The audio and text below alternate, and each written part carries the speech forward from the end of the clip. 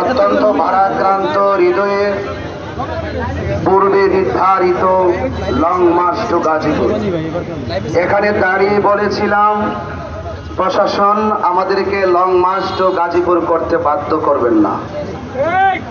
সেই জন্য প্রশাসন আমার ভাই শহীদ রইসউদ্দিনের বিচার কার্যক্রমকে এবং যারা প্রকাশ্য দিবালোকে আমার ভাইকে নির্মমভাবে পাশবিক নির্যাতন চালিয়ে হত্যা করেছে, তাদের হত্যাকারীদেরকে দ্রুত আইনের আওতায় না আনার কারণে সারা বাংলাদেশের আহলুস সুন্নাত ওয়াল জামাত তরিকাপন্থীরা খানকা ছেড়ে রাজপথে নেমে পড়েছে।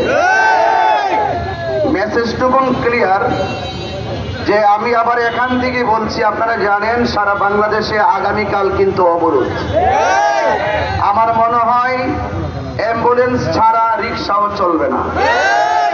তো সেই জন্য আপনারা প্রশাসন যত গড়িমসি করবেন, আপনারা দৃশ্যমান হত্যাকাণ্ডকে যতই আড়াল করার চেষ্টা করবেন, এর পিছনে হত্যার পিছনে কারা জড়িত, কিভাবে ঘটনা ঘটেছে সেটা দৃশ্যমান এবং ফেসবুকের পাতায়ও এখনো লিপিবদ্ধ।